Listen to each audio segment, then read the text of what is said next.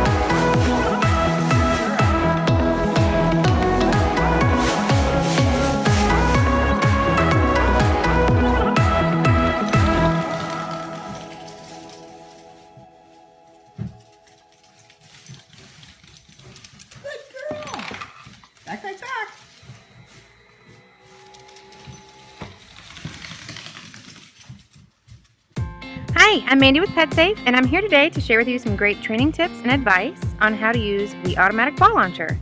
And with me I have Michelle Mullins, our in-house certified professional dog trainer. With the automatic ball launcher turned off, allow your dog to approach the launcher and explore it. Start by practicing some things your dog already knows, like sit or lay down. Begin at a distance and gradually move closer as long as your dog is comfortable. If your dog is relaxed while training and playing near the automatic ball launcher, you can start getting him used to the sounds it makes when it launches the ball. Again, start at a distance and watch his reaction when the launcher beeps and launches the ball. Move closer only when he is relaxed and doesn't seem concerned about the noises. Because of the safety feature of the motion sensor on the automatic ball launcher, you'll want to teach your dog to stand to the side of the launcher before you begin. In order to do so, take your tasty treats and stand with your dog in the position you'd like them to start in.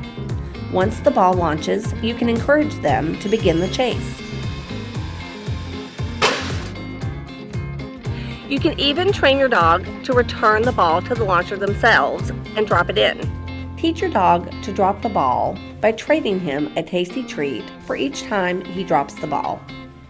Place your hand underneath his mouth so the ball drops into your hand.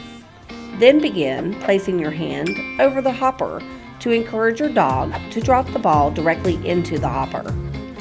Fade out the use of the treats and your hand once your dog is consistently hitting the hopper. This will take a few training sessions.